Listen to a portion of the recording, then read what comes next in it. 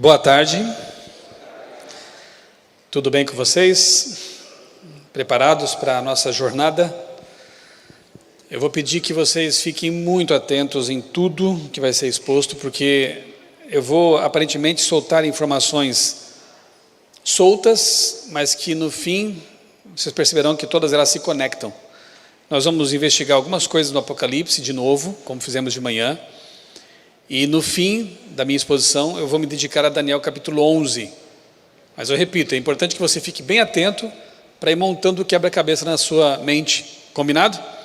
Então está proibido cochilar aqui à tarde, tá bom? Muito bem. Do Egito para a Babilônia, pedindo ajuda ao inimigo. Que tipo de título é esse, pastor? O que você quer dizer com isso? Não vou dizer agora. Eu quero que vocês percebam qual é a intenção desse título. Do Egito para a Babilônia, pedindo ajuda ao inimigo. Vamos começar lendo esse texto aí, Isaías 31, 1 a 7. Na verdade, foi o texto que inspirou o título dessa minha palestra. Uma situação lá do passado, mas que tudo indica está se repetindo. Talvez no sentido inverso. Enigmático, né? Tudo isso. Mas você vai entender, você vai entender. Vamos então a Isaías 31, de 1 a 7. O texto inspirado diz assim: Ai dos que descem ao Egito em busca de socorro, e se estribam em cavalos, se apoiam em cavalos. Eles confiam em carros de guerra, porque são muitos, e em cavaleiros, porque são fortes, mas não olham para o Santo de Israel, nem buscam o Senhor. Porém, o Senhor também é sábio e faz vir a desgraça. Ele não volta atrás naquilo que falou. Ele se levantará contra a casa dos malfeitores e contra os que ajudam os que praticam mal. Pois os egípcios são homens e não deuses. Seus cavalos são de carne, não espírito. Quando o Senhor estender a mão, tropeçará aquele que ajuda e cairá quem é ajudado. E juntos todos perecerão.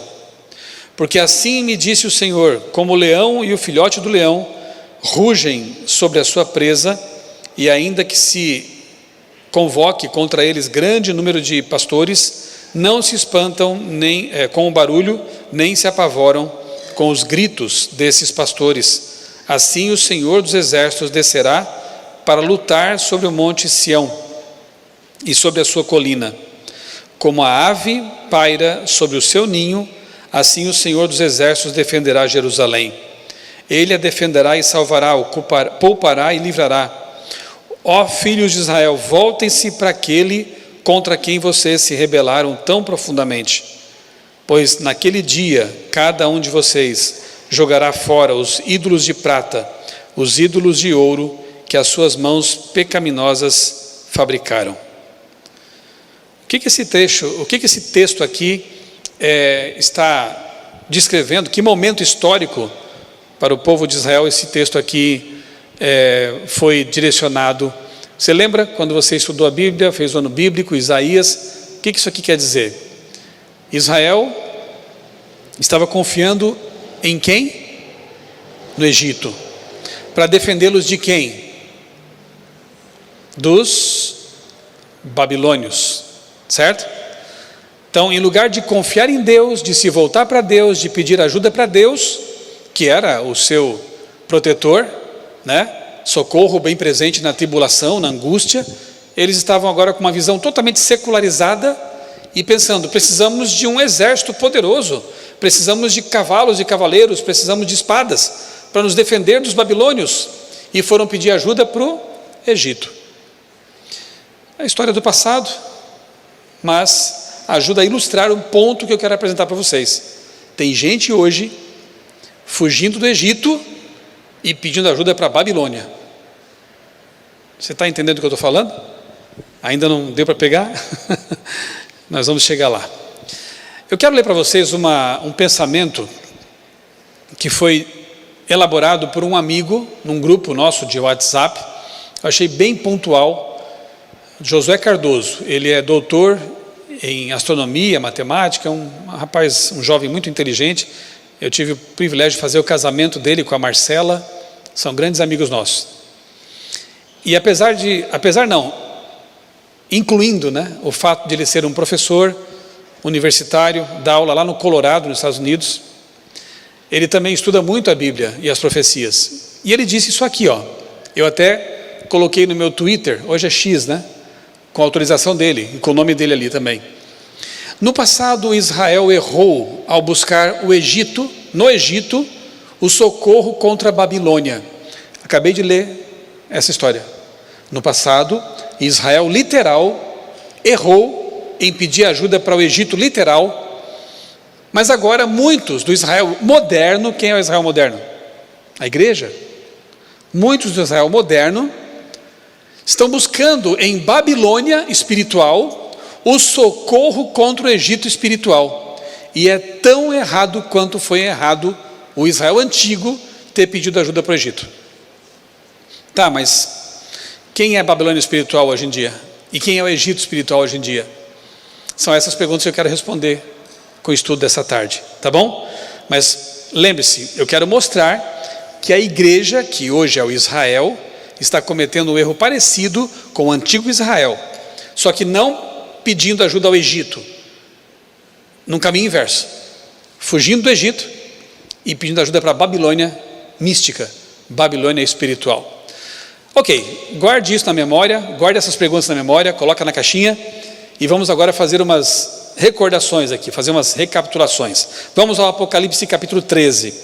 Não vou assim ler todos os detalhes, nem me prender muito em todas as explicações, porque eu entendo que vocês são estudiosos da Bíblia, e adventista que não conhece Apocalipse, especialmente 13, né, é bem estranho. Então eu parto do pressuposto de que todo mundo aqui tem um certo domínio daquilo que eu vou só recordar. Apocalipse 13 apresenta aqui duas bestas, lembram? Uma besta, ela emerge de onde? A primeira besta, do mar. A segunda besta, da terra. A primeira besta tem características de alguns animais. Ela é semelhante ao leopardo, tem pés como de urso, boca como de leão. Opa, eu já vi esses bichos em algum lugar na Bíblia. Onde que você já viu esses bichos? Leopardo, urso, leão. Lembra? Daniel 7, perfeito. Então João, quer dizer, o Espírito Santo, usando João, quer nos fazer pensar noutro capítulo da Bíblia, Daniel 7, que tem uma sucessão de impérios perseguidores do povo de Deus. Você tem o leopardo, lá você tem o urso, você tem a ponta pequena, lembram? O chifre pequeno que depois cresce e se torna um poder opressor, tem uma boca que fala blasfêmias e arrogâncias. Esse chifre pequeno, Daniel 7:25, mudou os tempos e a lei, portanto é um poder que se intromete em assuntos religiosos. A besta do mar também tem uma boca que profere arrogâncias e blasfêmias, também decreta uma lei que tem que ver com os mandamentos de Deus, porque muda o dia de guarda. Na verdade, a gente vê um paralelo muito grande entre a ponta pequena de Daniel com a besta do mar de Apocalipse 13. Tanto é que a gente identifica como sendo o mesmo poder. É o mesmo poder.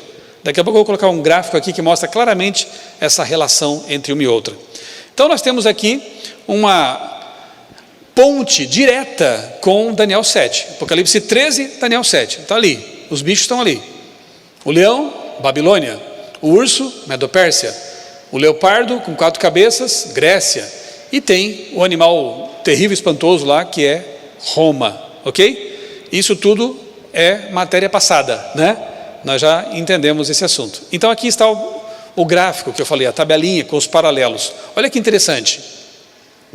Do lado de cá são características do chifre pequeno de Daniel 7, que também aparece no 8, né? O chifre pequeno. Do lado de lá são as características da besta do mar, de Apocalipse 13.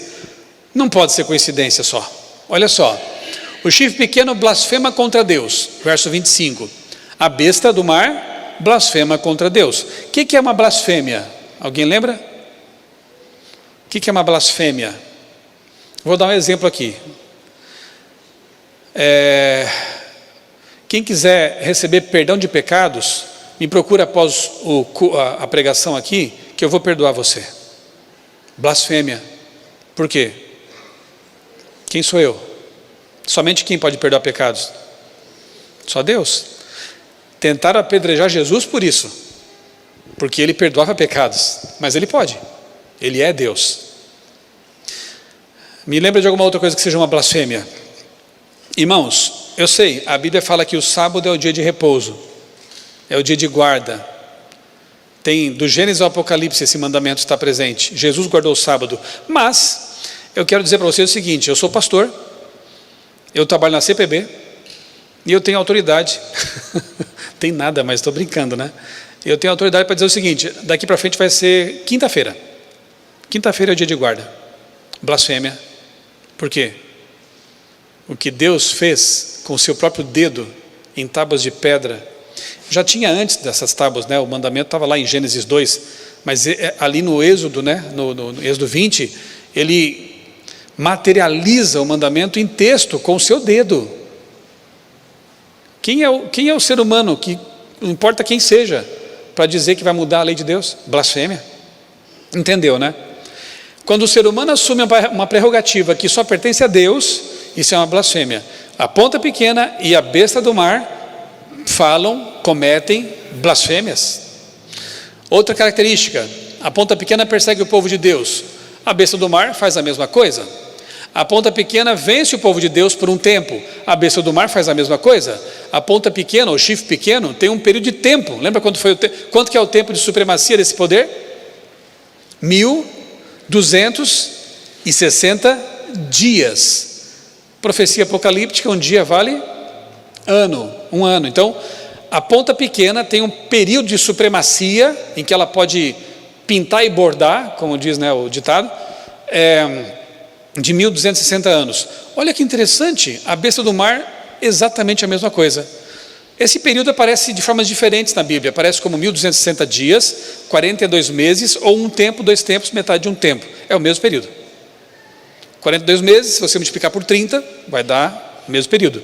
Se você pegar um ano, 2 anos, metade de um ano, 3 anos e meio, fizer a continha também, chega a 1260 dias/anos. Não é interessante o fato de que a ponta pequena e a besta do mar têm o mesmo período de atuação profética? Não é coincidência. E a ponta pequena mudou os tempos e a lei, e a besta do mar tem uma marca da besta, que só pode ter a ver então com a mudança da lei também, porque no quadro os paralelos vão sendo muito claros.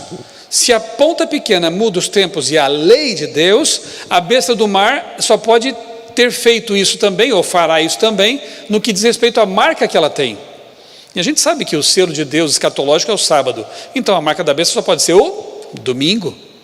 Os paralelos são muito claros. Então é o mesmo poder, com nome diferente. Em Daniel, chifre pequeno. Chifre quer dizer autoridade, poder, enfim, né? Pequeno e depois torna grande e poderoso. A besta do mar é o mesmo poder. Ok? Até aqui? 1260 anos.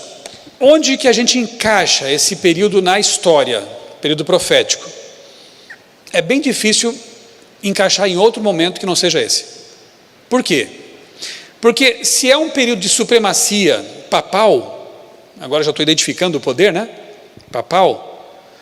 Quando é que a igreja romana, papal, recebe autoridade para perseguir, prender? E eu não estou falando nenhuma novidade, porque se você já estudou sobre a Inquisição, sabe o que eu estou falando. Isso não dá para esconder, a história registra isso, né? Houve mortes, houve perseguição, houve prisões, realizadas pela igreja romana com a autoridade do Estado. Mas quando foi que o Estado autorizou essa igreja a fazer isso? Em 538, com o edito de Justiniano. É quando o imperador diz: podem fazer o que vocês quiserem, vocês têm o poder, a autoridade. E aí começa um período terrível na história, em que aqueles que discordassem da igreja romana poderiam ser mortos. Vou dar só um exemplo aqui, que nem foi por questões teológicas. Galileu Galilei, lembra da história? Só não foi morto porque ele tinha uma certa amizade com o Papa, mas ficou preso em casa até o fim da vida, prisão domiciliar. Por quê? Porque ele ousou dizer que a Terra não era o centro do universo, que era o Sol o centro do sistema, e a Terra é que girava em torno dele. Não pode. A igreja romana, nesse momento, tinha adotado uma visão aristotélica, grega, porque a Bíblia não fala sobre isso. Não foi da Bíblia que ele tirou isso, o Papa. E não foi contra a Bíblia que Galileu falou. Galileu era religioso. Ele falou contra uma ideia aristotélica. Como a igreja tinha abraçado essa ideia, ela achou que ele estava falando contra ela, mas não. Foi punido com prisão domiciliar. 300 anos depois, o Papa João Paulo II, eu acho, perdoou ele. Já adiantava, estava morto fazia um tempão já, né? Não, Galileu tinha razão, mas aí é tarde demais, né? Ele foi punido naquele tempo. Bom, se nós aplicarmos 1260 anos a partir de 538, tem que cair em algum momento que seja também profético. Alguma coisa importante aconteceu ali, e aconteceu. Em 1798, 1260 anos depois de 538, o Papa Pio VI foi preso pela besta do abismo. Calma, já vou chegar lá. Já é uma terceira besta? Tem uma terceira. Calma, tudo a seu tempo. O Papa Pio VI é preso por um general de Napoleão Bonaparte. Ele morre na prisão. E os bispos da época também se afastaram do público, com vergonha, enfim, né? Para quem vivesse naquele momento, pensaria talvez que a igreja romana não se levantaria mais. Mas a profecia diz que a ferida mortal que a besta do mar recebeu, seria curada. E toda a terra se maravilharia seguindo a besta. Olha que interessante, né?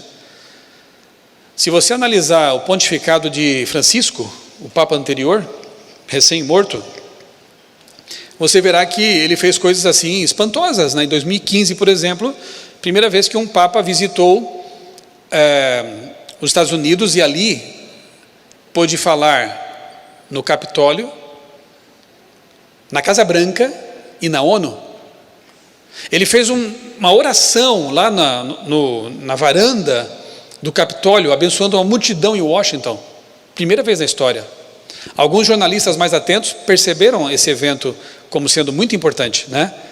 Uma nação que antes era bastante assim avessa, né, aos papistas, os protestantes americanos chamavam os católicos de papistas, agora estavam de braços abertos para receber o seu representante. Toda a terra se maravilhou seguindo a besta. Então a ferida mortal que foi desferida contra o papado em 1798, foi sendo curada ao longo da história. E hoje eu acho que não resta mais quase cicatriz dessa ferida, porque o papado é uma instituição muito respeitada no planeta, não é verdade? Quando o Papa fala, é notícia. E as pessoas ouvem, e os líderes mundiais mandam seus representantes, quando não vão eles mesmos lá, como aconteceu na nomeação agora, na eleição do Papa Leão XIV, estavam lá os presidentes, né, com roupas pretas, como manda o protocolo, né, gravata preta, tudo certinho, prestando reverência ao Papa, que também é um rei, né, ele é o governante do Estado do Vaticano. Interessante isso, né? Bem, então, a gente encaixa realmente os 1260 anos proféticos de supremacia papal nesse período aí da tela. De 1798 para cá, é óbvio que o papado não tem mais aquele mesmo poder. Ele não pode prender agora as pessoas, não pode matar pessoas. Não existe mais, assim, abertamente a Inquisição como houve no passado. No futuro, a gente sabe que a profecia diz que a imagem da besta vai ser erguida de novo. E aí nós vamos assistir a uma mudança de situação nesse planeta, né? Mas por enquanto não tem mais o poder que teve no passado. Vamos adiante. Só para confirmar o que a gente já viu, né? Ellen White, no livro Grande Conflito, diz que os 1260 anos, que são também os 42 meses e tudo mais, eles se cumpriram, eles começaram em 538 e terminaram em 1798. Não precisava nem ler isso aqui agora, porque nós acabamos de ver na história, mas eu acho interessante como Deus ele ajuda até a confirmar profeticamente aquilo que a gente estuda na Bíblia. Bom, isso é importante porque até no nosso meio algumas pessoas têm dito algumas coisas estranhas, parece que abraçando uma visão meio futurista, né? Dizendo que esse período aqui de um tempo, 2 tempos, metade de um tempo, vai se cumprir no futuro também. Falso. Se você acredita no que Ellen White escreveu, ela diz que já se cumpriu. Essa profecia já está no passado. na época medieval, não tem um duplo cumprimento, não existe isso. Então é lamentável que alguns pregadores por aí, indo contra o que Deus já revelou, tentam fazer aplicações secundárias de profecias que já estão cumpridas. A mesma Ellen White diz que após 1844 não haveria mais profecias de tempo. Então cuidado com esses pregadores que aparecem dizendo, Jesus, pode ser que ele volte em 2027. As pessoas não aprenderam ainda, né? Que marcar datas é uma coisa muito complicada, né? Apareceu alguém sugerindo data para qualquer coisa, decreto dominical, fechamento da porta-graça, volte Jesus, não acredite. Como é que falavam, né? É cilada, Bino. Tinha uma série antiga aí, né? É cilada, não caia nessa. Deus não quis nos revelar a data da volta de Jesus. Não quer que você esteja preparado com base em datas, em eventos. Ele quer que você esteja preparado a todo tempo. E se eu morro amanhã? E se eu morro hoje? Acabou para mim. Na verdade, irmãos, a volta de Jesus é muito mais urgente do que a gente possa pensar. Jesus pode voltar daqui a 10 anos, e eu vou estar vivo daqui a 10 anos? Jesus pode voltar daqui a 5 anos, e eu vou estar vivo daqui a 2 anos? Não é? A volta de Jesus, tecnicamente, vai demorar o tempo que resta para eu viver. Se eu tenho 53, não sei se eu vou viver até os 90, sei lá, mas é menos tempo do que eu já vivi, para Jesus voltar para mim. É claro que eu não creio assim, eu creio que vai ser bem antes disso. Mas, de qualquer forma, a urgência é constante. Não fique pensando, no futuro. Não, é agora. Você está pronto agora? Se Jesus voltasse amanhã, ou se você morresse hoje, você estaria pronto para ir com ele para o céu? Essa é a pergunta, tá? Essa profecia já se cumpriu. Não tem dupla aplicação para o futuro. Bom, aí nós temos a segunda besta de Apocalipse 13, a besta da terra. Se é da terra, é o oposto de águas. Águas são multidões, nações e línguas. Local densamente povoado. Se é terra, só pode ser um local pouco povoado. E nós entendemos que esta besta da terra, ela representa os Estados Unidos da América, que começa com voz de cordeiro e termina falando como dragão. Começa com ideais republicanos de liberdade de culto, liberdade de expressão, como ainda tem lá nos Estados Unidos. É bastante invejável, né, a situação deles. Agora mesmo um amigo meu está lá nos Estados Unidos, um português, visitando, acabou de me dizer, olha, ontem eu estava lá em Washington e tinha uma manifestação lá, uns gatos pingados lá, manifestando contra o Trump, na frente da Casa Branca, com faixas, cartazes. Pode fazer? Pode. É democracia. Estavam lá se manifestando. Aí meu amigo, para provocar, colocou um boné. Make America Great Again. O boné do Trump lá, né? Faça a América de novo grande, né? Ele colocou o boné e passou no meio deles. Olha que ousadia, né? Passou no meio deles ali.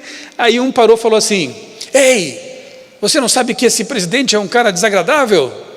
Metido com umas coisas muito complicadas? Aí meu amigo falou assim, obrigado por me avisar. E continuou. Isso é democracia.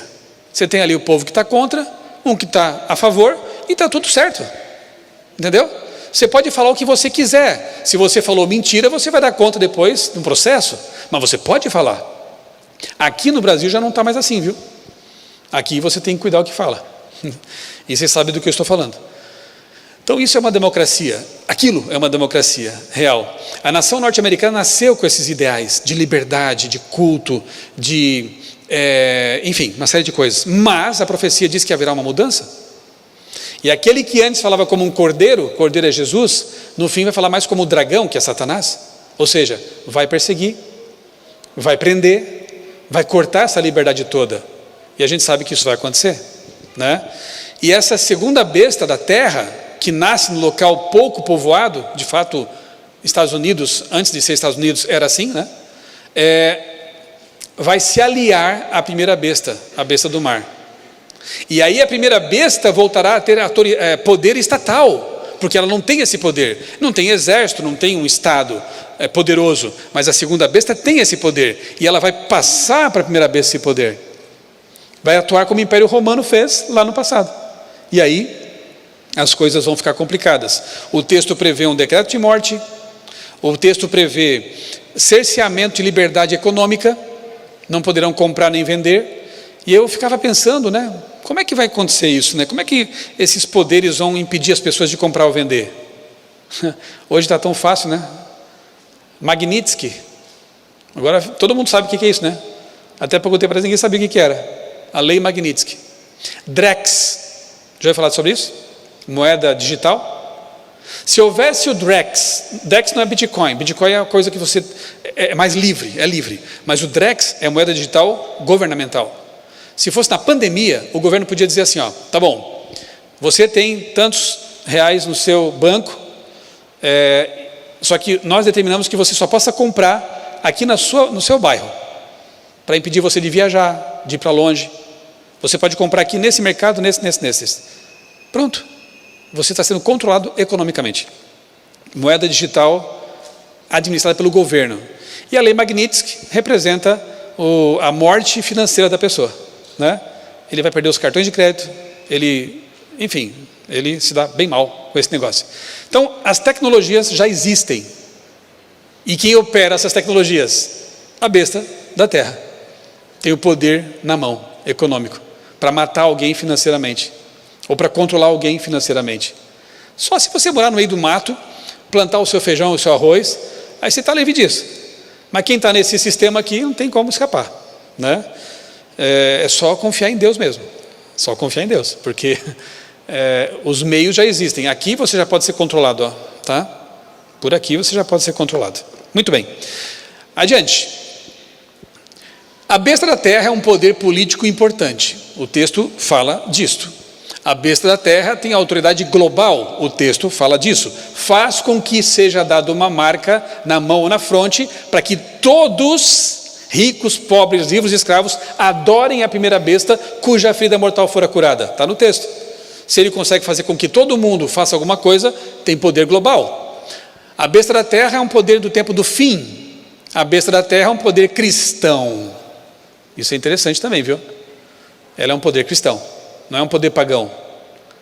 E é do tempo do fim, não é a primeira besta. A primeira besta vem lá de trás, né? Lá de 500, 600 depois de Cristo e vai até o fim. A besta da terra é um poder já do tempo do fim. Ela se torna poderosa no tempo do fim. Ampliando o ponto 3. Em Apocalipse 16, a primeira das 7 últimas pragas é dirigida aos portadores da marca da besta e adoradores da sua imagem. A besta da terra é que impõe essa marca. E essas pragas e tudo mais são coisas que acontecem quando? No tempo do fim. Ponto 4. A palavra cordeiro aparece 31 vezes em Apocalipse. Em Apocalipse, 30 delas aplicadas a Jesus e uma só, a besta que quer imitá-lo, que é a besta da terra. Fala como um cordeiro, mas termina atuando, agindo como um dragão. Isso aqui tudo é revisão para a prova, né? Vocês já sabem disso. Se alguém puder trazer uma aguinha aqui para mim. Vamos adiante. Até aqui, vocês estão comigo? Estão acompanhando? Tudo certo? Então tá. Falei para vocês, vão juntando as peças do quebra-cabeça. Aí chegamos à terceira besta do Apocalipse. Essa não é tão comentada, não é verdade? Geralmente se fala mais da besta do mar, da besta da terra, mas tem a besta do abismo também. Quando você estuda Apocalipse 11, eu não vou ler o texto porque a gente tem que ganhar tempo aqui, mas você percebe lá no capítulo 11 que aparecem claramente pelo menos 3 personagens. 2 testemunhas e uma besta do abismo. Não é a besta do mar nem da terra, ela tem características diferentes. E é bem relacionada com Satanás, porque vem do abismo, né? Onde Satanás foi preso também, no abismo, né? É uma besta bem diabólica, como se as outras não fossem também, né? Mas essa aqui tem uma atuação assim bem explicitamente diabólica, porque as 2 outras ainda são religiosas. A besta do mar é religiosa. A besta da terra também é uma nação religiosa. Essa aqui não. Essa aqui persegue a religião. As 2 testemunhas profetizam aqui por 1260 anos. Interessante, hein? Os paralelos. Profetizam assim, vestidas de pano de saco. Lembra o que pano de saco representa na Bíblia? Luto, humilhação, tristeza. Quando uma pessoa tirava suas vestes normais e colocava pano de saco, um pano rústico, feio, ela queria representar essa tristeza, esse luto. Duas testemunhas que profetizam por 1260 anos, vestidas com pano de saco. O que quer dizer isso? As testemunhas têm relação com castiçal e com as oliveiras, óleo de azeite de oliva, óleo de oliva e luz. Isso aponta para alguma coisa? Quem é luz para os nossos pés? A palavra. Quem é o azeite na Bíblia? O Espírito Santo. Então a gente entende, não só nós, outros teólogos também, depois vamos ler o que Ellen White fala sobre. Obrigado, irmão. A gente entende que essas duas testemunhas são a Bíblia, o Antigo e o Novo Testamentos. Mas quando foi que a Bíblia pregou, profetizou, vestida de pano de saco por 1260 anos? Ora, como era pregar o Evangelho no tempo da supremacia papal? Lembra? Pensa nos valdenses. Como foi fácil, né, para eles pregarem o Evangelho? Foi fácil? Eles foram mortos por isso. Os valdenses cristãos, seguidores de Pedro Valdo, por isso valdenses, lá na Itália, Piemonte, eles copiavam trechos da Bíblia à mão, escondiam debaixo da roupa e iam para as feiras, para os mercados, e quando encontravam alguém que parecia ser alguém interessado na palavra, eles pegavam aquele trechinho da Bíblia e davam para a pessoa. Era o livro missionário da época, né? Se fosse um traidor, aquele que estava dando a Bíblia estava morto, né? O papado era impiedoso, não podia entregar a Bíblia para as pessoas. Lutero só não foi morto porque foi protegido pelo príncipe, porque para a igreja romana ter traduzido a Bíblia para o alemão, a língua do povo, do latim para o alemão, foi um crime. Não podia. O povo não podia ler a Bíblia. Então, a Bíblia foi perseguida pela ponta pequena, pela besta do mar, por 1260 anos, e os que pregavam a palavra também foram perseguidos por causa disso. Alguns foram queimados porque ousaram traduzir a Bíblia para o povo, e assim foi. Por isso que as duas testemunhas profetizaram vestidas de pano de saco nesse período, humilhadas, de luto. E a besta do abismo, ela é identificada aqui no texto com duas cidades, ou duas localidades, digamos assim, Sodoma e Egito. Sodoma e Egito. O que isso te faz pensar? É símbolo, né, gente? Porque Sodoma não existia mais fazia tempo. Sodoma representa o quê? Depravação, pecado, blasfêmia, tudo que é ruim, e não é à toa que foi destruída. E Egito representa ateísmo. Ateísmo. Estudamos recentemente na escola sabatina. Quando Moisés fala de Deus para o faraó e pede que ele permita que o povo adorasse a Deus, o que o faraó respondeu? Eu não conheço esse Deus, não quero saber desse Deus. Uma atitude abertamente ateia, né? De desprezo a Deus. Olha que interessante, a besta do abismo, ela é identificada com essas duas cidade e império, Sodoma e Egito. Ateísmo e depravação. Quando foi na história que pela primeira vez uma nação inteira, tirando o Egito, né? A atitude do faraó, mas uma nação inteira declarou em assembleia legislativa: Deus não existe. Alguém se lembra?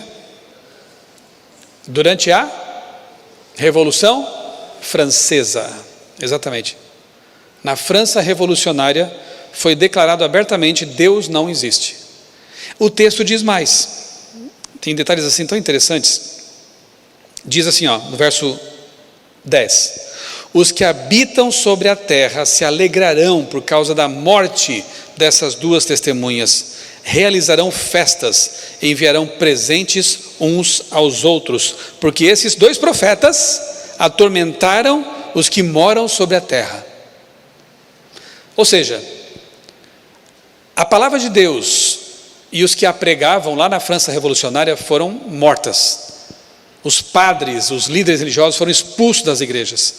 Na Catedral de Notre Dame, eles entronizaram uma prostituta. Pegaram uma mulher lá, uma atriz, colocaram lá dentro da catedral e disseram: essa aqui é a nossa deusa agora, a deusa da razão. Olha o que fizeram. E os líderes religiosos foram expulsos, presos. E o povo fez festa. A profecia diz: deram presentes uns aos outros, porque os profetas incômodos foram mortos. Simbolicamente a Bíblia foi morta. Olha como a profecia é exata. Eu vou mostrar uns detalhes para vocês aqui agora. Bom, o período é o mesmo. 1260 anos, a palavra de Deus sendo pregada usando panos de saco, como símbolo de humilhação, de luto, de perseguição. Muito bem. Aqui, o grande conflito só confirma o que eu falei para vocês. As duas testemunhas representam as escrituras do Antigo e do Novo Testamento. Então não estou falando nada da minha cabeça. Não são vozes da minha cabeça. Eu estou partindo da história da Bíblia e do que Ellen White ajuda, nesse caso aqui, confirmando para nós, né?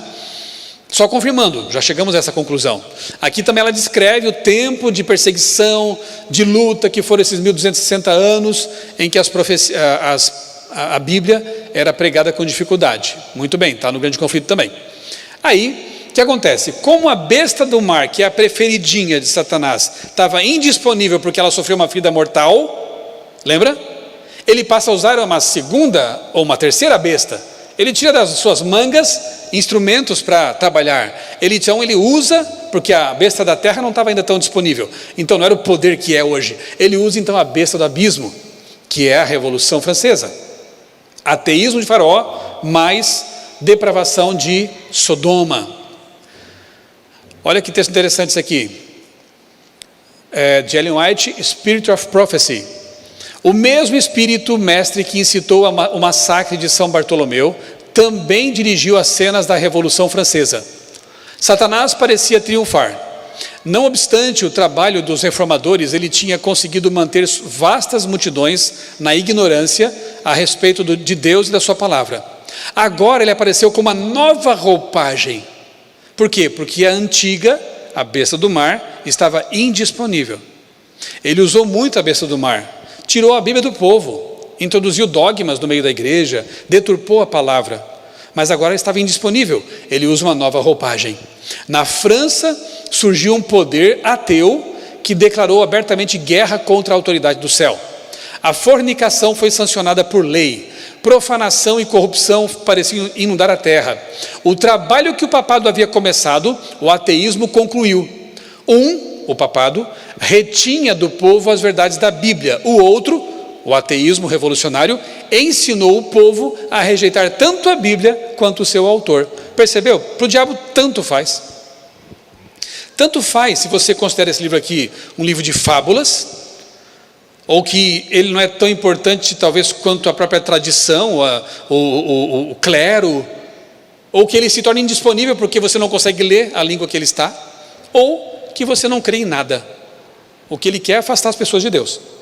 E ele fez isso, e faz isso por meio das bestas, que são seus instrumentos. Então, quando a besta religiosa ficou indisponível, ele passa a usar a besta ateia, anti-religião, e teve grande sucesso com isso, obviamente, né? Lembra que eu falei da festa que o povo deu quando a Bíblia foi morta, na França? Olha ali, Blackwood Magazine é uma revista de 1870, essa edição de 1870, portanto, daquele tempo, né, do tempo ali, em que as coisas estavam ainda ecoando, né, na história, diz assim, essa edição: a França é o único estado que, por decreto da Assembleia Legislativa, declarou não haver Deus, e em cuja capital a população inteira dançou e cantou com alegria ao ouvir a declaração. Gente, a profecia diz uma coisa, o jornal diz exatamente isso. O povo fez festa por causa do que aconteceu lá. Você percebeu que, na verdade, ali é uma ilustração mostrando a prostituta entronizada na Catedral de Notre Dame, né? Você percebeu que duas instituições edênicas foram atacadas pela Revolução Francesa? O casamento e o sábado. Como? O casamento na Revolução Francesa foi transformado num contrato provisório. As pessoas se juntavam, assinavam um contrato. Se não gostasse uma da outra, rompia o contrato e partia para outra. Hoje o pessoal chama de ficar, né? Naquele tempo ainda tinha um contratinho. Talvez hoje esteja pior ainda, não tem nem contrato mais. Mas enfim, o casamento foi desprezado, virou bagunça. E a semana deles, eles trocaram a semana de 7 dias por uma de 10 dias. Justamente para se afastar de tudo que fosse bíblico. Com o tempo as pessoas começaram a ficar doentes. E hoje a gente sabe por quê. Existe um ciclo não muito conhecido, como o ciclo circadiano, que é o ciclo circasseptano. que é justamente, revela o fato de que a vida funciona em ciclos de 7 dias. Já publicamos isso na revista Vida e Saúde, já falei sobre isso em outros contextos, é muito interessante. Por que os antibióticos são prescritos sempre assim, 7 ou 14 dias? Já pensou nisso? A vida funciona em ciclos de 7 dias. Isso vem de onde? Da criação. Por isso que eles tiveram que voltar atrás, humilhados. Não dá certo, 10 dias o povo está ficando doente, está morrendo, está estressado. Quiseram apagar o sábado, tudo que fosse religioso. A Revolução Francesa tentou apagar a Bíblia. Claro que não conseguiu, porque a profecia diz que chega um momento que as testemunhas revivem e elas se levantam rumo ao céu. A casa de um dos revolucionários da França se tornou um depósito de Bíblias depois. Olha a ironia. E a palavra continuou sendo pregada em todo o mundo, a despeito dos esforços em contrário. Há vários livros que estudam a Revolução Francesa como fenômeno, mas poucos percebem que havia também algo de religioso em tudo isso.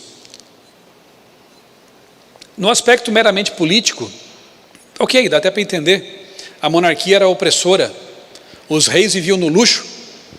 Se alguém já viu aí fotos do Palácio de Versalhes, você vai ver que é uma opulência terrível, assim, Era ouro para todo lado, mármore, muitos quartos, e o povo na miséria. Então, estava insuportável o negócio. Isso aí favoreceu uma revolução, Só que a revolução saiu do controle. Então, no aspecto político, liberdade, igualdade, fraternidade, tudo muito bonito, E até houve algumas conquistas, mas no aspecto teológico, religioso, foi um desastre total. Porque foi uma revolução ateia, uma revolução anti-Deus. Isso foi um problema. E esse autor aqui, eu acho um dos livros mais interessantes que eu já li sobre a Revolução Francesa, Christopher Dawson, Os Deuses da Revolução. Olha só que interessante isso aqui. O embaixador dos Estados Unidos na França escreveu de Paris em 1792, ou seja, na época da Revolução Francesa. Aquela Blackwood Magazine já é 1800 e pouco, já avaliando, um pouquinho distante já da Revolução, mas não tanto quanto nós hoje. Agora isso aqui é durante a Revolução. O embaixador dos Estados Unidos, ele escreveu que tinha vivido para ver uma nova religião surgir. Uma nova religião surgir. Ela consiste em uma negação de toda a religião. E seus adeptos têm a superstição de não serem supersticiosos. Eu achei muito boa essa tirada dele, É uma nova religião. Ele percebeu isso, esse americano. Eles têm a superstição de não serem supersticiosos. Era uma negação de toda a religião, na verdade. Muito bem, vamos adiante. Então, nós temos na tela, resumindo tudo, 3 bestas do Apocalipse, ok? Quais são? A besta do mar, Roma papal, a besta da terra, Estados Unidos, e a besta do abismo, França revolucionária. Para te ajudar, eu coloco aqui na linha do tempo. Olha aí. A besta do mar é bem mais antiga, Ela começa lá no ano 538, ou pelo menos a atuação mais forte dela na história, 538, aí 1798, fim dos 1260 anos, a ferida mortal. 1929 é o Tratado de Latrão, quando Mussolini devolve ao Vaticano, as terras que lhe pertencem, que são parte do Vaticano, e aí começa o processo de cura da ferida mortal, e vai até o tempo do fim. Estados Unidos, 1776, a fundação, digamos assim, vem ali como uma nação parecida com o Brasil, uma nação meio rural, teve escravidão também por lá, mas após as 2 guerras mundiais, ela explode como uma potência, porque a guerra não foi lá. Ela ajudou a Europa, mas vendeu muitos armamentos, roupa, comida, e a economia foi explodindo, e hoje é a maior nação, mais rica, mais poderosa do planeta. E vai até o tempo do fim. E temos a Revolução Francesa, 1789. E por que eu coloquei a seta até o tempo do fim também? Não acabou? Deixa eu falar algo para vocês. Pode ser que você discorde de mim, mas vamos ver. Quando tiver um tempinho, assista esse vídeo aqui, está no meu canal. As 3 bestas do Apocalipse no tempo do fim. Ali eu explico com mais detalhes esse assunto das 3 bestas. Combinado? Tarefa de casa, tá?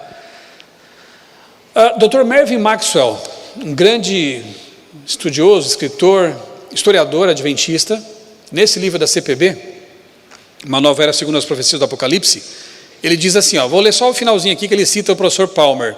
O movimento comunista jamais haveria tomado forma que tomou, não fosse a ocorrência prévia da Revolução Francesa. Todo mundo que já estudou esse assunto assim mais a fundo, Revolução Francesa, Revolução Americana e outras, sabe, melhor dizendo, todo mundo que já estudou sobre comunismo e as origens dele, sabe que esse movimento, digamos assim, bebeu na fonte da Revolução Francesa. Marx bebeu dessa fonte. E aqui o Dr. Mervyn Maxwell diz o seguinte sobre Marx. Karl Marx foi, sem dúvida, um falso Cristo vestido de outras roupagens. Não tenho tempo aqui para explorar esse assunto, mas se você puder também, assista em meu canal o vídeo com o título Cavalo de Troia Vermelho. Você vai entender algumas coisas ali sobre a origem desse movimento comunista, socialista, quem foi Karl Marx, Charles Darwin e outros, pensadores que no século XIX, bem próximo do desapontamento de 1854, trouxeram ao mundo ideias que vão totalmente contra o adventismo, o criacionismo. Isso é bem interessante, é um estudo que vale a pena você fazer. Mas enfim, para alguns, o comunismo como sistema não ruiu com a queda do Muro de Berlim, com a queda da cortina de ferro da ex-União Soviética? Sim, pode ser que como sistema político, ele já não tenha tudo aquilo que, não seja mais tudo aquilo que foi no passado. Mas como ideia e ideologia, gente, incomoda. Continua incomodando. Por isso que eu coloquei a seta da besta do abismo até o fim. Porque ela continua existindo como ideia. Como assim, pastor? Antonio Gramsci, um pensador, jornalista italiano, comunista, foi preso e do cárcere escreveu muitas coisas, cadernos do cárcere, que ajudaram muito os comunistas depois a levar avante algumas ideias chamadas então de gramscismo. Antônio Gramsci dizia o seguinte: não deu certo a revolução comunista com armas, não deu certo. Então nós podemos fazer diferente. Vamos promover uma revolução de ideias. Vamos invadir as redações dos jornais, as universidades, as escolas e a mídia. E assim a gente vai conquistando a mente das pessoas. E a revolução que não deu certo por armas vai ser promovida pelas ideias. Uma revolução cultural. Me falem, deu certo ou não deu certo isso? Alguém aqui já estudou como eu numa federal? Eu estudei na Federal de Santa Catarina. Conheço amigos que já estudaram na Unicamp ou na USP. Acho que eu estou falando aqui, você entendeu muito bem, né? Revolução cultural. Alguns até chamavam de marxismo cultural ou coisa parecida. As ideias existem, né? O esforço para conquistar esses meios também existe. Claro que do outro lado também existe, tá? Daqui a pouquinho eu vou bater no outro lado. Calma. Agora estou batendo na esquerda. Daqui a pouquinho eu vou bater na direita também. Aí existe o dominionismo, tá? A teologia do domínio, que tem a mesma ideia. Dominar a mídia, as escolas, eles querem isso, né? E como é que a gente tem que lidar com essa coisa agora? Nós adventistas somos de direita, de esquerda, o que a gente é? Nós somos do alto, ponto. Nós somos da Bíblia, tem que ser assim. Não agimos por ideologias, mas sim por princípios, que são eternos, tá? Então a besta do abismo como tal não existe mais, mas eu costumo dizer que os filhotes dela estão por aí. Os ecos da revolução continuam por aí. E tem um papel profético, tá, gente? De empurrar o pêndulo da história por outro lado. Já estou me antecipando aqui, calma, vamos por partes. Mas é um spoilerzinho. Cultura woke são os filhotes da Revolução Francesa, tá? O que é a cultura woke? Que graças a Deus parece que está passando. Está passando. Mas a gente teve bastante trabalho contra isso na igreja, tá? Na igreja. Porque uns 2, 3 anos atrás aí, alguns influenciadores, cantores e pronto, enfim, tentaram trazer essa onda para dentro da igreja. Da cultura woke, do progressismo, bandeira LGBT, ideologia de gênero, tudo isso aí faz parte do mesmo pacote, tá? Que acabou sendo convencionado como cultura woke. Alguns tentaram trazer para dentro da igreja um cavalo de Troia, como alguns também tentam trazer o dominionismo às vezes. Cuidado, né? O inimigo é sutil quando se trata do povo de Deus. Já falei isso de manhã. Então a cultura woke, o que quer dizer isso? Literalmente acordei, né? Acordei. Esse é o significado literal da palavra woke, passado do verbo wake, que significa acordar, despertar. Em 2017, o dicionário inglês Oxford acrescentou esse novo significado de woke, definido como estar consciente sobre temas sociais e políticos, especialmente o racismo. O que parecia bom no começo, tipo assim, são pessoas que estão despertas para as estruturas de injustiça na sociedade, para coisas que tem que ver com racismo, com discriminação, com intolerância, pessoas conscientes, que bom, né? Mas acabou se tornando depois uma expressão negativa, pejorativa. Por quê? Segundo o dicionário inglês Merriam-Webster, o termo é usado com desaprovação para referir-se a alguém politicamente liberal em temas como justiça racial e social, especialmente de forma considerada como insensata ou extremista. Esse pessoal woke passou a ser polícia cultural, começaram a fiscalizar a vida dos outros, começaram a perseguir, a ser eles então intolerantes com os demais. E ninguém mais suportava isso, né? Ninguém aguentava mais isso. Temos aqui alguns exemplos dessa cultura que varreu o Ocidente. O tal do todes, já viram isso? Todes, bom dia todes. No meu tempo, todes era chocolatado, todes, né? Todd. Aí tentaram criar um pronome neutro, todes. Nas lutas, ali embaixo não lembro se é boxe, o que é aquilo ali, mas é um homem biológico que deu uma surra na mulher. Isso está acontecendo ainda hoje. Estão tentando colocar as coisas de volta em seu devido lugar. Chesterton dizia que chegaria o tempo que teríamos que dizer que a grama é verde. Chegou o tempo. Isso é homem, isso é mulher. XX, XY. Mas eles fazem tratamento hormonal para tentar baixar a testosterona. Meu amigo, o homem, quando é adolescente, o corpo começa a despertar na adolescência, ele tem 30 vezes mais testosterona do que a mulher. Então os ossos vão ser mais fortes, os músculos vão ser mais fortes. Não é um tratamentozinho de alguns meses ou poucos anos que vai reverter isso. Então esporte que envolva força e velocidade não tem jeito, eles vão vencer. Então tem uns caras que não vencem lá nas provas masculinas, estão indo para as provas femininas e claro, estão vencendo. E cadê as feministas para reclamar disso? As mulheres lutaram tanto para ter suas modalidades nas Olimpíadas, provas femininas, que antes era só homem que competia, e agora os homens vão lá também, invadem e ganham, homens biológicos, né? Cadê as feministas para defender as mulheres? Provas, competições, trisal, uma baixaria, Globo aí, a TV Globo está fazendo, tem um Globo Play, eu acho, um reality show, alguma coisa assim, com trisal, que casamento agora tanto faz, é o que quiser, né?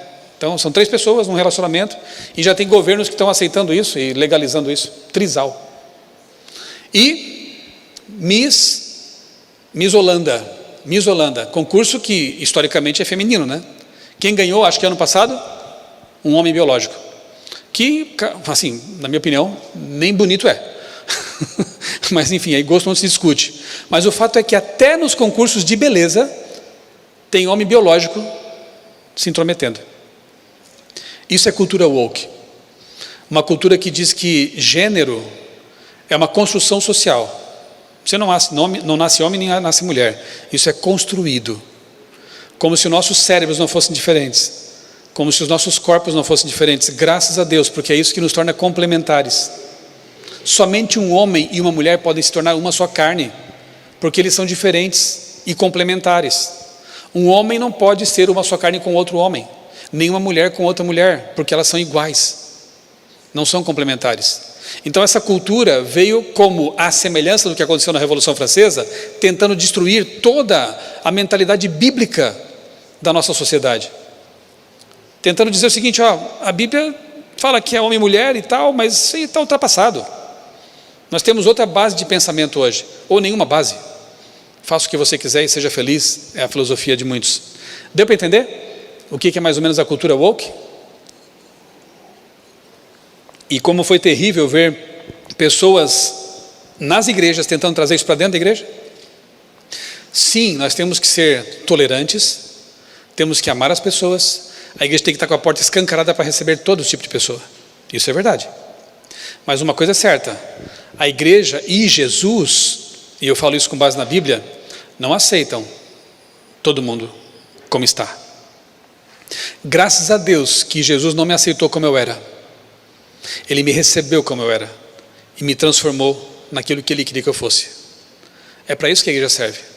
A igreja não aceita, ela recebe qualquer pessoa, mas ela quer que a pessoa, ao vir para cá, tenha a oportunidade de ser transformada por Jesus, na imagem e semelhança de Deus. Isso é igreja. Uma igreja acolhedora não é aquela que passa a mão na cabeça do pecador e diz: continua nesse caminho. Sim, o caminho que vai dar no abismo, no lago de fogo. Isso é amar? Isso não é amar. Isso é manter o pecador no caminho do pecado. A igreja diz: vem para cá, eu te abraço, estamos juntos, eu também sou um pecador, mas eu quero te mostrar aquele que vai transformar você, como está transformando a mim mesmo, Jesus, e você vai sair daqui diferente. Isso é igreja, esse é Deus. Não podemos nos acomodar à sociedade. Paulo diz isso em Romanos 12, 2: não vos amoldeis, não vos conformeis com as coisas deste mundo, mas que vocês sejam transformados pela renovação da sua mente. Por quem? Por Jesus. Então não dá para a gente se acomodar à cultura, porque a cultura tem muita coisa que não serve para nós, não combina conosco. Temos que transformar a cultura. É isso que se espera de um cristão. Sal da terra é uma pitadinha que você coloca numa panela e ele toma conta. Se você vai para a cultura e é um cristão cultural, você não é sal nem nada. Você perdeu o seu sabor faz muito tempo, né? Luz e sal são elementos que transformam, iluminam, dão sabor. Se a gente é igual a todo mundo, para que eles vão querer vir para cá também? Ter mais do mesmo aqui dentro? Se você duvida do que eu estou dizendo aqui, eu acho que se você vive nesse mundo pelos últimos 5 anos, acho que você sabe que eu não estou tão errado assim. Mas eu quero recomendar um livro para vocês, que é um testemunho. O Outro Evangelho, da Alissa Childers, da editora Fiel. Essa senhora, jovem senhora, quando novinha, bem jovem, frequentava uma igreja tradicional norte-americana, cristã, cantava no coral e tudo. E um dia chegou um pastor, do tipo calça colada, assim, sabe? Oh, desculpa, eu não quero... Mas já pintou na sua cabeça o estereótipo, né? Esses pastores moderninhos, assim, sabe? Com um discurso todo bonitinho, todo moderninho, assim, mas dizendo que não, a Bíblia não é a palavra de Deus, ela contém a palavra de Deus. Nem tudo aqui é inspirado, algumas partes Moisés exagerou. Sabe esse discurso? Que alguns, infelizmente, também tinham aqui por dentro. Parece tão detalhe insignificante, né? Mas isso é muito sério. A Bíblia não é a palavra de Deus, ela contém a palavra de Deus. Isso é muito sério. Porque, por exemplo, quando Moisés fala sobre práticas sexuais que são abomináveis, eles vão dizer assim: ah, isso aqui não é a palavra de Deus, isso aqui é a cabeça do Moisés. Quando Paulo, lá em Romanos 1, também aponta os pecados que assolam o mundo, né? Inclusive pecados sexuais, alguns vão dizer assim: ah, mas Jesus não falou sobre isso exatamente como Paulo, então Paulo está errado. Paulo não foi inspirado, só o que Jesus falou que importa para mim. Jesus como chave hermenêutica. Tão bonitinho o conceito, parece teológico, né? Mas é heresia pura. Pastorzinho moderno chegou nessa igreja aqui dela, começou a pregar, ela ficou encantada, né? Os jovens, por algum motivo, são atraídos por novidades e, resumindo, perdeu a fé, saiu da igreja. Isso é muito comum, tá, gente? Pessoas que adotam essa postura progressista cristã perdem a fé. É muito comum isso aí. E aí ela conta no livro como é que foi esse processo de perder a fé, de sair da igreja, e como que ela retornou, como que Deus a trouxe de volta para a Bíblia, para a fé original que ela tinha. É um livro que vale a pena ser lido, porque é um testemunho, né? Se você duvida de que isso aqui, que eu estou dizendo, é perigoso, eu sugiro pelo menos a leitura desse livro, para você ver como realmente é perigoso, tá? Mas aí a revista Ministério também publicou uma edição bem interessante, tem na internet, você pode procurar online, uma revista que é feita para obreiros, pastores, líderes de igreja, mas que, claro, qualquer um pode ler, é muito boa essa revista. E nessa edição trataram do cristianismo progressista, um apanhado geral desse tipo de evangelho deturpado que incomodou por um bom tempo. Ainda tem incomodado em alguns lugares. Mas como eu disse, né, existe um pêndulo. O diabo trabalha com esse pêndulo na história. Tanto faz se o pêndulo vai para cá ou para lá, desde que ele esteja mexendo nesse pêndulo da história. E geralmente as coisas funcionam assim, vão para um extremo e depois o movimento contrário vem com a mesma força, só que para o outro lado, né? Contrário. É o movimento pendular da história. Tá, de fato, né, os progressistas, wokeistas, liberais, esticaram demais a corda. Abusaram demais e encheram a paciência demais, a ponto de que ninguém suporta mais esse tipo de coisa. A reação está vindo, e forte. E aqui eu tenho alguns exemplos para vocês. Líderes, presidentes, primeiros-ministros, conservadores, de direita, ou até ultradireita, sendo eleitos por todo mundo. Então lá na Itália, Giorgia Meloni, conservadora, de direita. Argentina, não é bem um direitista, né? Ele tem um outro nome, eu sempre esqueço, libertário, né? Mas é um conservador, Javier Milei. Ele chutou para longe, né, o governo de esquerda anterior. Na Holanda, um país bem liberal nos costumes, escolheram um presidente conservador, Geert Wilders. E o exemplo mais icônico, Estados Unidos, com uma ampla votação, escolheu Donald Trump, um presidente que é amplamente apoiado pela direita cristã norte-americana, conservadora. Ele mesmo não tem uma vida assim tão conservadora, né? Tem uma vida bem complicada, uma história bem estranha. Mas ele fala para o seu eleitorado, ele responde ao seu eleitorado, está cumprindo tudo o que ele prometeu na sua campanha, né? Em relação aos imigrantes, em relação a um monte de coisas que ele tinha dito que ia fazer e está fazendo. Não sei se vocês acompanharam na época da campanha, um grupo de protestantes americanos chegou a escrever um documento chamado Projeto 2025, e entregaram para ele. Era uma lista de coisas que os protestantes americanos sugeriam que ele fizesse. Entre essas coisas está lá, domingo. Que se na América voltarmos a ter as blue laws, as leis azuis, que tem que ver, é descanso dominical, as famílias serão beneficiadas. As pessoas poderão ir às igrejas, ter um dia de paz. Está lá na lista de itens que eles sugeriram ao presidente Donald Trump. Você está percebendo que está havendo uma onda direitista varrendo o mundo agora? Eu não sou profeta nem filho de profeta, mas eu tenho quase certeza que ano que vem o Brasil vai virar o pêndulo também. Muita gente não suporta mais o que está acontecendo por aqui. E a tendência, com o apoio dos Estados Unidos, é de que aqui tenhamos de novo um governo de direita. Não estou aqui dizendo que é bom ou ruim, nada disso. Eu não estou nem aí para essas questões. Não estou tratando de política, vocês me entendem, né? Eu estou analisando a história com um olhar na profecia. Esse movimento pendular à direita, ele é interessante por quê? Porque o cenário que o Apocalipse pinta para o fim do tempo é um cenário religioso, não é um cenário ateísta. Então a besta do abismo agora começa a sair de cena, para que as duas bestas religiosas venham com toda a força, entendeu? O papel da besta do abismo foi preparar o caminho para a volta com força das bestas religiosas, digamos assim, ok? Essa é a reação. Olha só que interessante. Conservadores atingem maior número entre os americanos em uma década. A nova geração é diferente agora, né? Olha o gráfico aqui. De 2000 a 2022, por ali, a gente tinha uma tendência de conservadores estarem caindo, né? Menos pessoas conservadoras.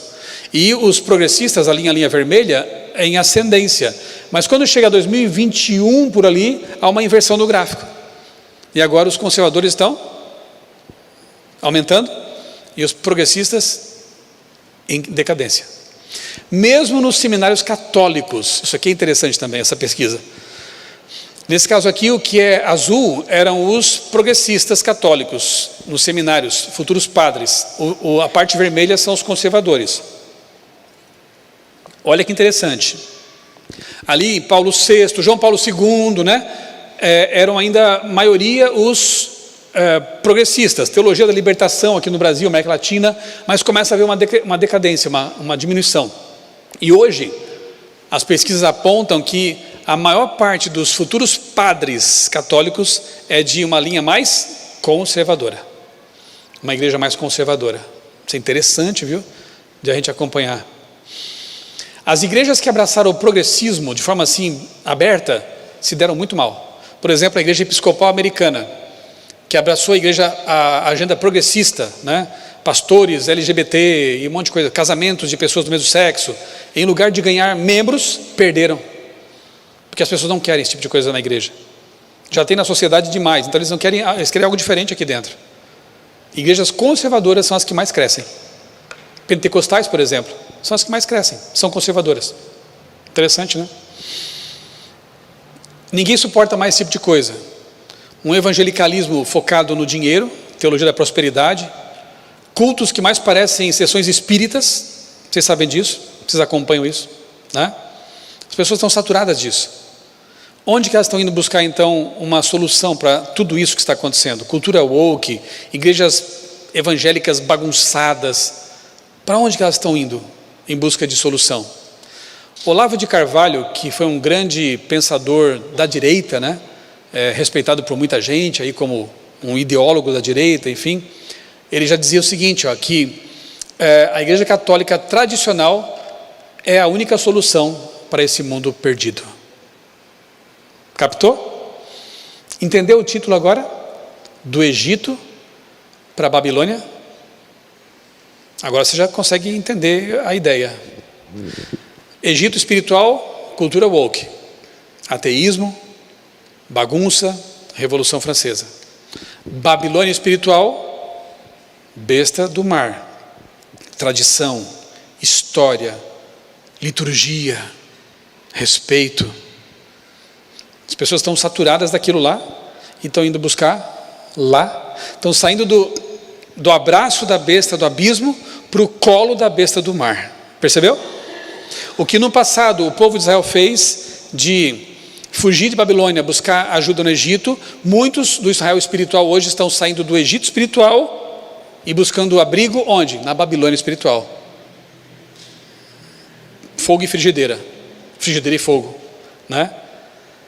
E aí eu pergunto, cadê o povo que deveria dizer, ei, o caminho é aqui, não vai para lá, dogmas, distorção de um lado ou ateísmo do outro, bagunça do outro, o caminho está aqui.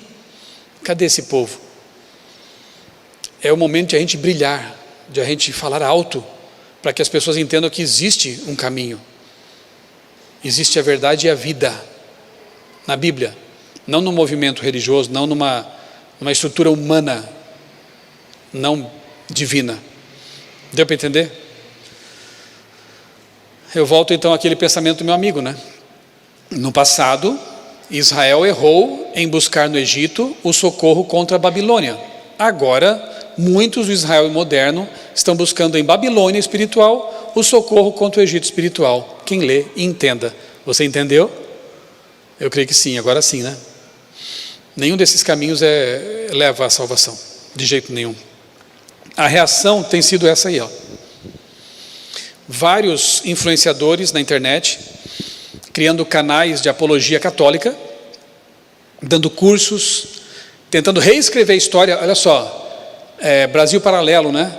Ideologia versus religião. Brasil Paralelo, um canal que tem coisas até interessantes, mas que tem claramente uma orientação católica.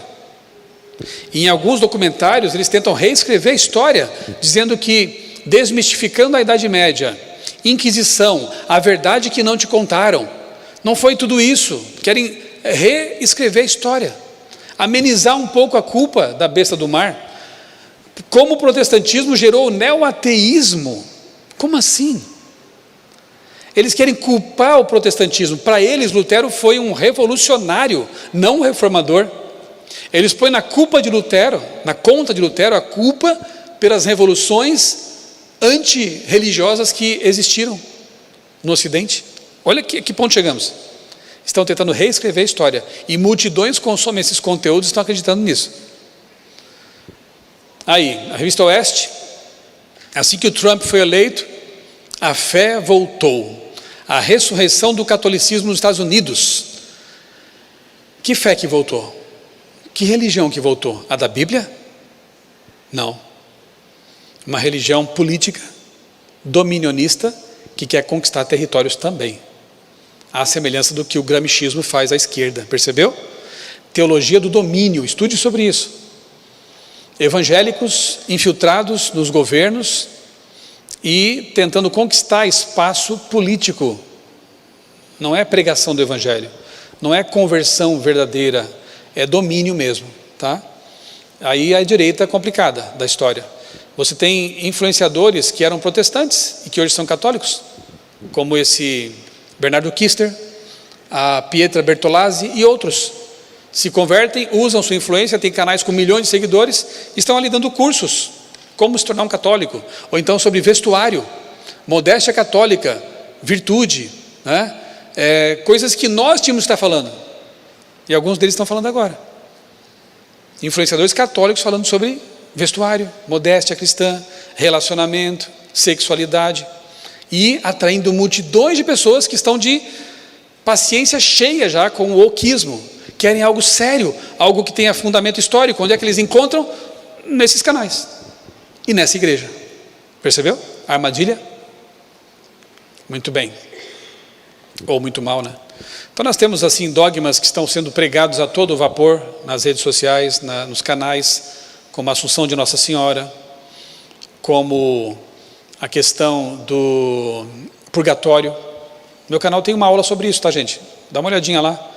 Quem diria que um dia teríamos que fazer esse trabalho, né, de reestudar esses temas para apresentar para os amigos sinceros que isso não é bíblico.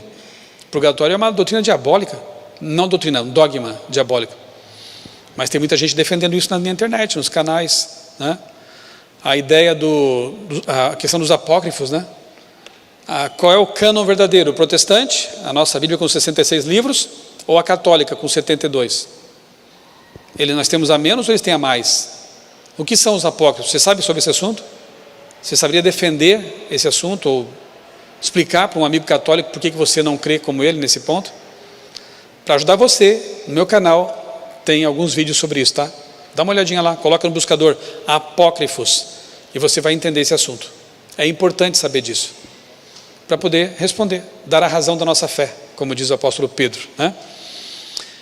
Sobre o sábado, você saberia explicar no ponto de ônibus, assim, a queima-roupa? Por que nós guardamos o sábado e não o domingo? Você tem os textos aqui na memória?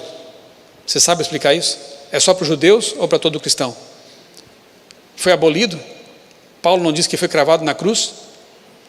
Não vos julguei, ninguém te julgue por comida, bebida ou dias? E aí, como é que você explica esse texto? Temos que saber. Essa questão vai se tornar cada vez mais polêmica nos meios de comunicação. O sábado vai ser um ponto de controvérsia em breve. Nós temos que saber, não basta você guardar o sábado, você tem que saber por que você guarda o sábado. Quais as razões bíblicas para isso? Você vai ser colocado na parede, hein?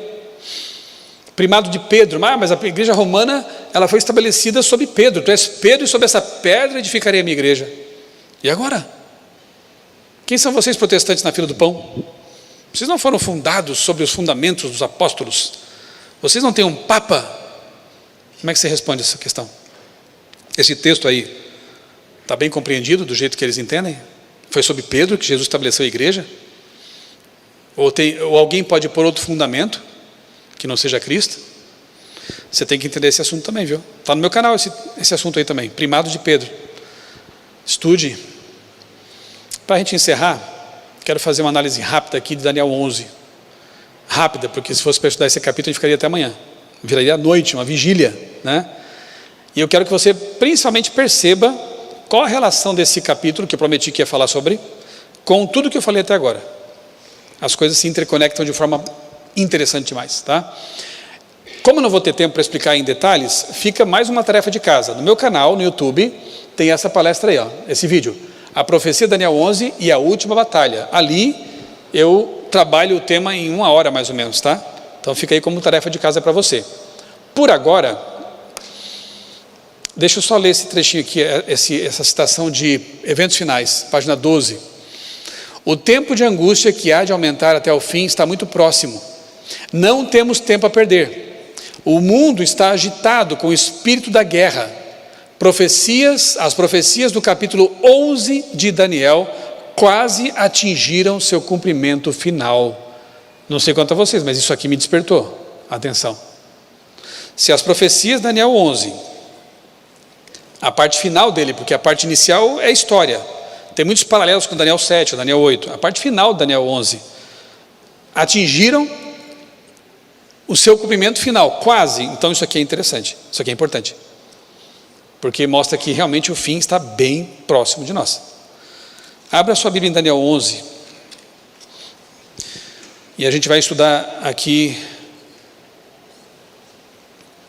por hoje, os últimos versos do capítulo, tá? Só para ter assim um panorama mais geral, a estrutura literária de Daniel capítulo 11 inteiro, que é bem extenso, é esta aqui na tela.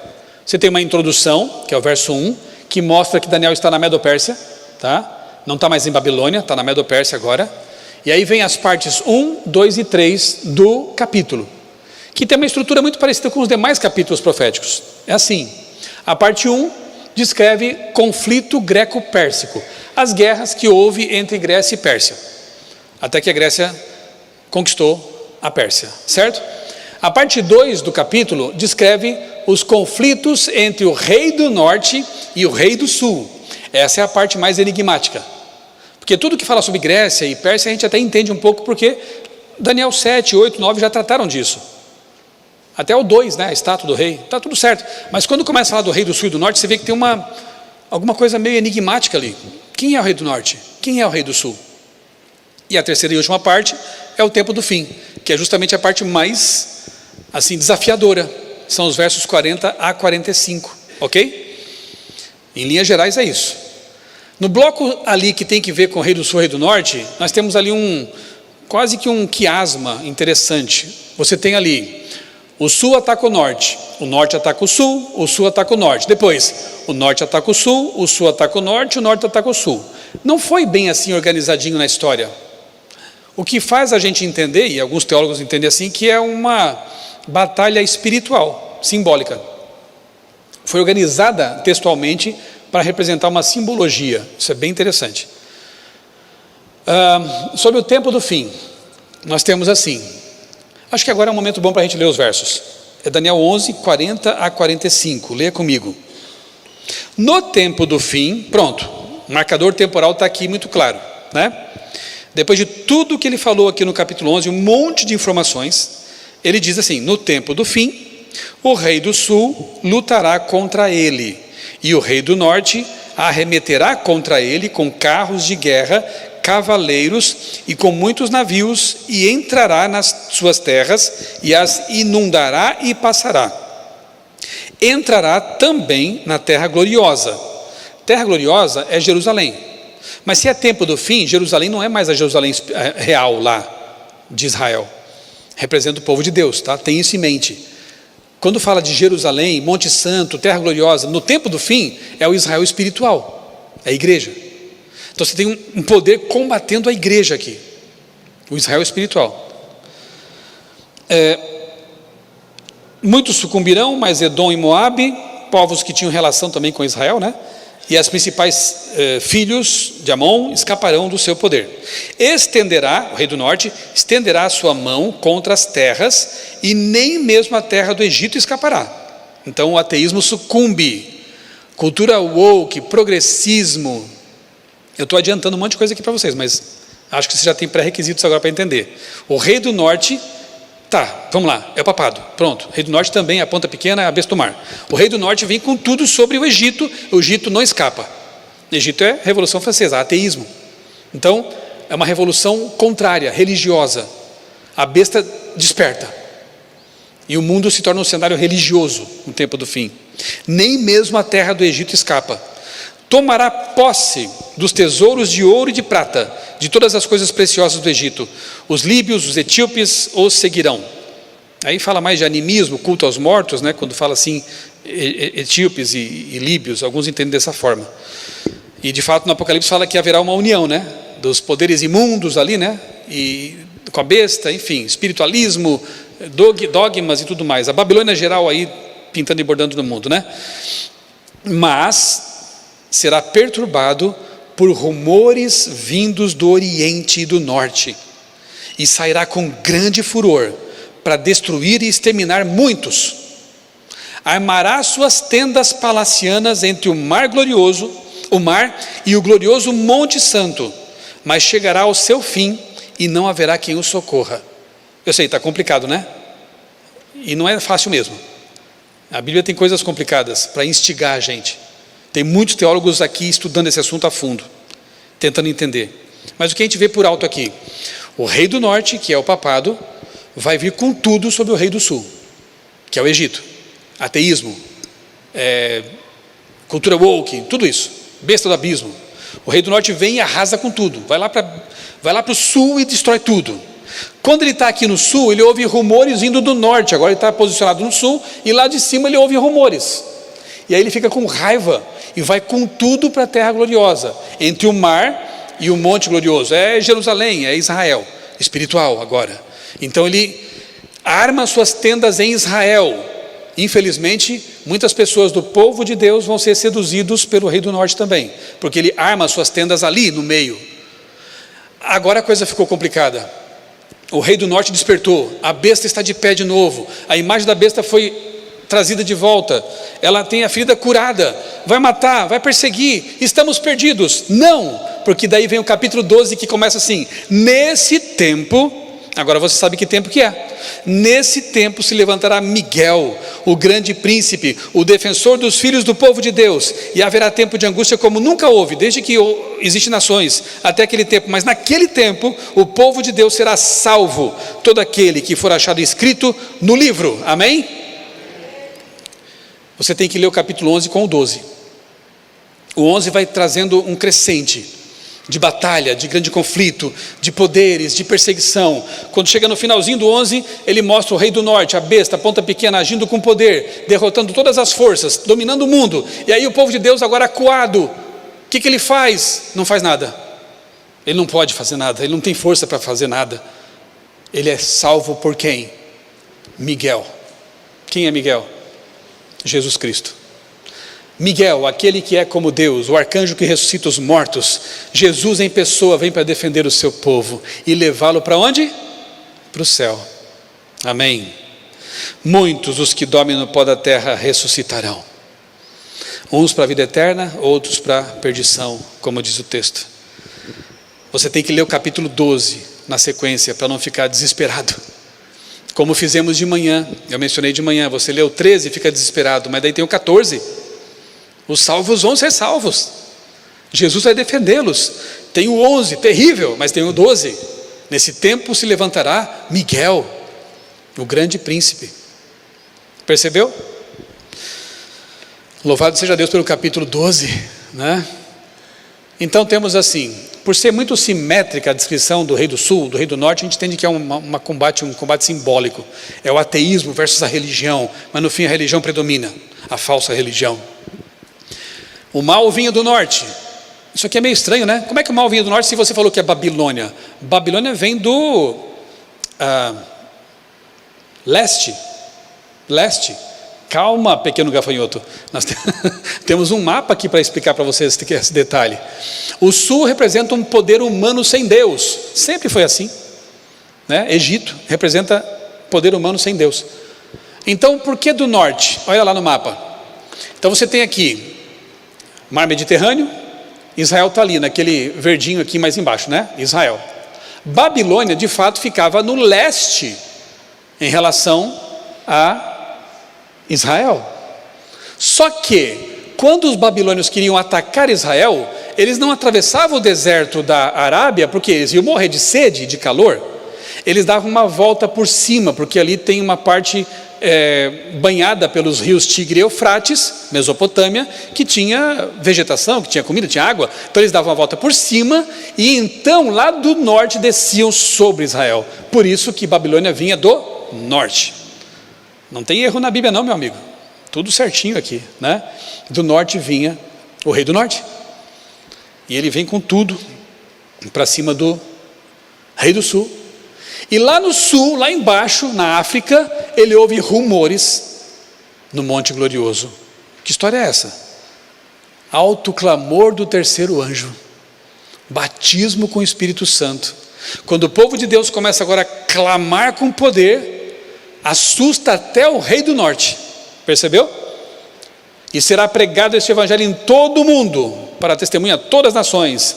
E aí Ellen White diz que servos de Deus com o rosto a resplandecer de luz vão pregar o evangelho nessa última arrancada. Isso assusta o rei do norte, irrita o rei do norte, que está no sul, sobe agora para o norte em direção a Jerusalém, que é a igreja, e tenta atacar o povo de Deus. Nesse momento, quem se levanta?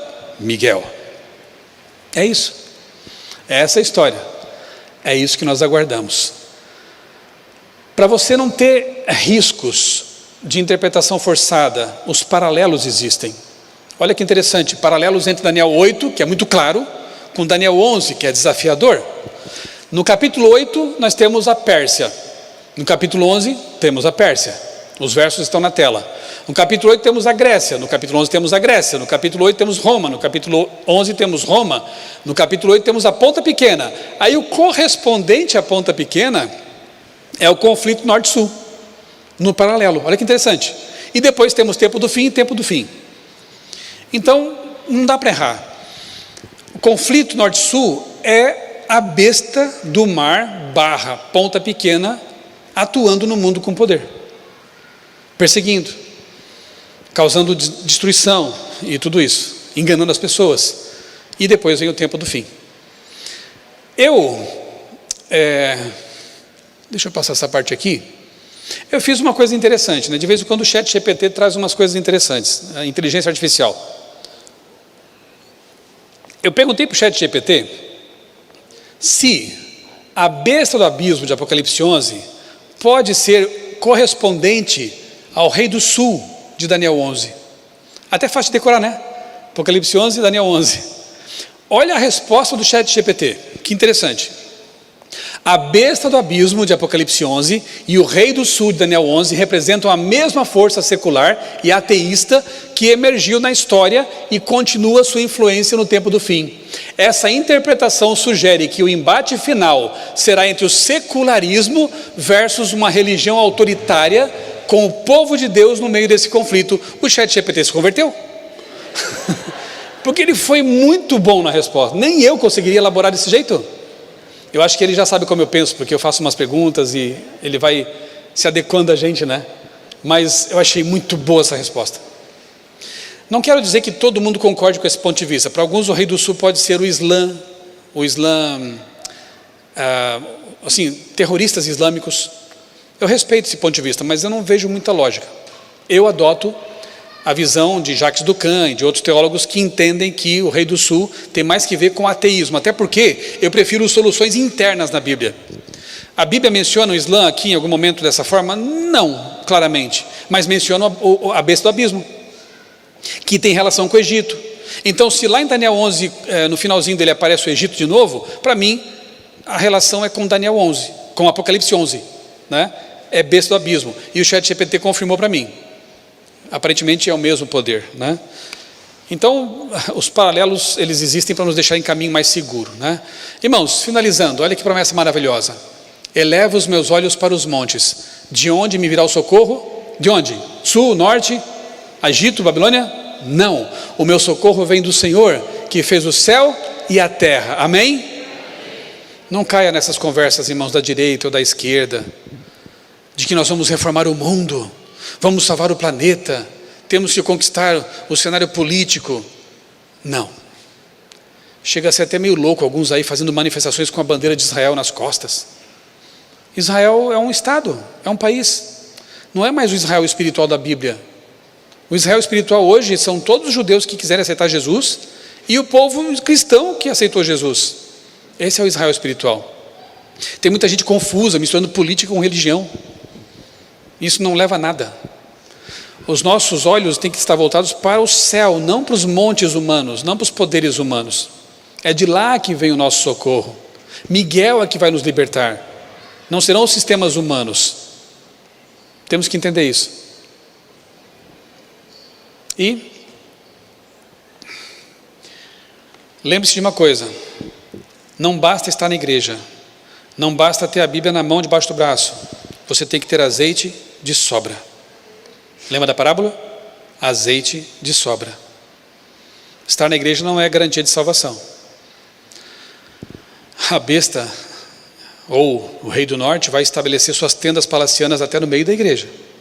Vai ter gente aqui dentro com o coração em Babilônia. Isso é um perigo. A solução é ter azeite de sobra, batismo do Espírito Santo, comunhão íntima com Jesus, e não soltar da mão dele, porque Miguel é que vai nos libertar. Queridos, espero que essa avalanche de informações tenha sido processada por vocês. Se precisar, depois você assiste de novo, está gravado, né, no canal da igreja, e estude esse assunto. Temos ainda muito que aprender na palavra de Deus. Vocês percebem como a Bíblia é um poço que não tem fundo, né? Quem quiser cavar, vai cavar e descobrir coisas maravilhosas, mas que fique pelo menos a essência. A essência é: a Bíblia não doura a pílula, a Bíblia não pinta com cores bonitinhas o que está acontecendo no grande conflito. Ela mostra a realidade nua e crua, mas ela diz que nós temos uma esperança, porque quando as coisas estiverem mais complicadas, nesse tempo, Miguel vai se levantar.